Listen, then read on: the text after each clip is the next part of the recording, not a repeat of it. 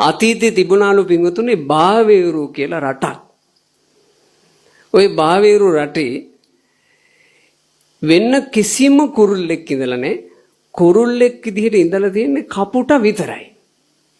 ඒ මිනිස්සු කුරුල්ලා කිව්වොත් පක්ෂියා කිව්වොත් දන්නේ කපුටා විතරයි. අර කළු පිහාටු තියෙන කළු හොටක් තියෙන කට්ට කළු කාක්කා කියලා කෑ ගහන අමිහිරි හඬක් ඇති ඒ කපුටා තමයි එයාලට හිටපු එකම කුරුල්ලා. වෙන කුරුල්ලෝ නැති නිසා බාවේරු රටේ මිනිස්සු හිතුවා මේකා තමයි උතුම්ම සතා.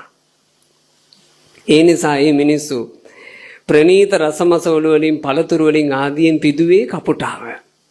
හැබැයි යම් දවසක ඊටා මියුරු හඬක් ඇති ලස්සන රුවක් ඇති මොනරා බාවේරු රටට ආවේද අත ලාභෝච සක්කාරෝච වායස්සච අභයත අර කපුටට ලැබෙමින් තිබිච්ච ලාභ සත්කාර ටික නැතුව ගියා.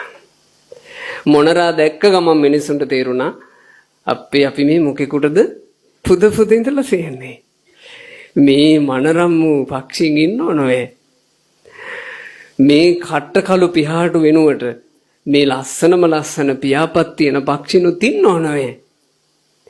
මේ කන හාරගෙන යන සද්ද වෙනුවට මියුරු ස්වරයෙන් හඬතල දීගෙන කෑ ගහන්න පුළුවන් මේ ලස්සන හඬක් තියෙන පක්ෂිනුත් ඉන්නව නොවේ.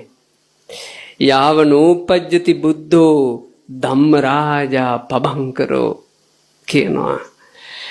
ඒ වගේමයි ධර්මාලෝක විහිදුවන ධර්මරාජ වූ පබංකර වූ බුදුරජාණන් වහන්සේ පහළ නොවුසේක්ද අත අඤ්ඤේ අපූජේ සුම්පුතු සමන බ්‍රාහ්මනේ බුදුරජාණන් වහන්සේ නොදකින්න ලෝකේ අනිත් ශ්‍රමණ බමුණන්ට මිනිසු පුදනවා. මිනිසු දන්නේ නැති නිසා. යදාච සර සම්පන්නෝ බුද්ධං ධම්මං අදේශයි. යම් දවසක බ්‍රහ්මස්වර විහිදුවන සම්මා සම්බුදුරජාණන් වහන්සේ ඒ බ්‍රහ්මස්වරයෙන් ලෝකයට චතුරාර්ය සත්‍ය ධර්මයේ දේශනා කරන්නට පටන් ගත්තේ වීද අතලාභෝච සක්කාරෝච තිත්‍යානං අභායත අන්‍ය ශ්‍රමණ බමුණන්ට ලැබෙනු ලාභ සත්කාර ආදී ඔක්කොම ටික පිරිහිලා ගියා.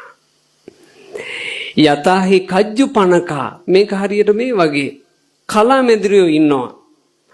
කාලපක්ඛම්මි රත්ත්‍යා උන් කලුවර රැයේ නිද්දයන්සි ඕබාසං ඒතේසං විසේ ඔබිසෝ